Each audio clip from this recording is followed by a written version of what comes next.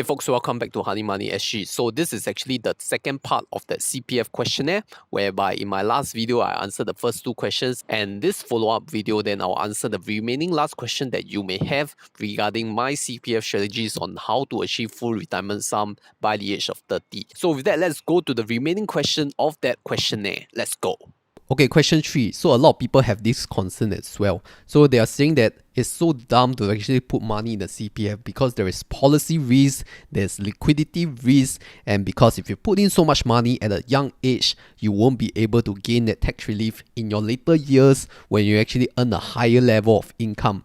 So dumb of you to do that. Now, there are many accusations from this question. Let's address them one by one, right? Let's start with the policy risk first, right? So the argument here is that these people think that the existing government authority would actually increase the withdrawal age or change the rules in terms of CPF withdrawals by the time that you turn 65 or 55.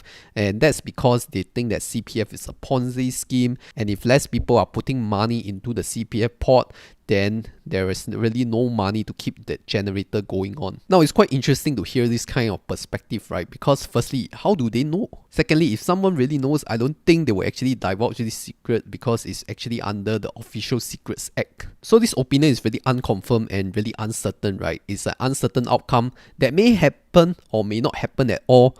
It's all up to your guess because things may change very fast throughout the years. Is it possible to happen? Yes, but is it probable to happen? Probably not if we consider the social consequences that the current existing party has to lose. It's a cost versus benefit analysis, but I won't dwell too much into that because that's quite political and I'm really unable to tell the outcome at the current stage of life. But what I can tell you is certain that the FRS, the full retirement sum, will increase every year. That is a fact. Okay, the newspaper, even though they every year announce that FRS has increased, then people will all KPKB at the Straits Times or Channel News Asia Facebook comments page telling that CPF is sucking up their money. I think that's just really funny. You see, the FRS increase every year is already confirmed. Okay, we all know that it will increase every year because it needs to adjust to inflation rate. Okay, whether the inflation rate is 3% or 4%, the FRS will increase every year, whether you like it or not. So when you know of this certain outcome, would you rather you hit your FRS first, and then this FRS will increase every year based on the interest given by the government and help you compound that interest to help you hit the next year FRS?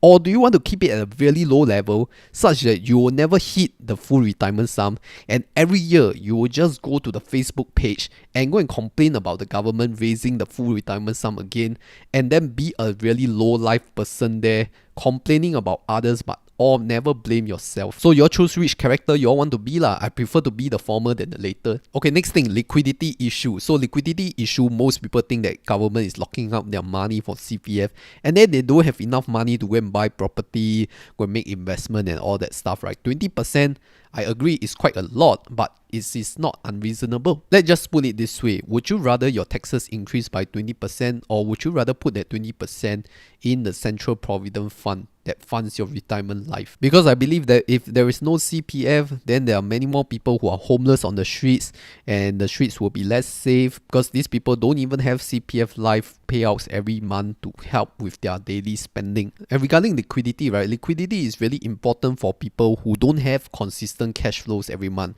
These are people like your sales commission employees, your self-employed people, your freelance workers who don't have a consistent paycheck every month because they may have to go and service their mortgage loans, pay off their credit card debts, but most of the time the income is really not consistent. So some months they may really face no cash at all to pay their debts, and that's why liquidity is really important for them. Now, if you're a full-time employee getting consistent monthly income, then who are you to go and ask for liquidity? And for people who are more financial affluent, most likely you will have an investment portfolio whereby you could liquidate easily in terms of your stocks. You can sell off your stocks or borrow a loan against your stocks collateral if there is a time that you really need liquidity, right? I think margin loans are getting more and more common now. Now, when you become wealthy enough, the banks will keep hounding you, keep asking you to borrow from them.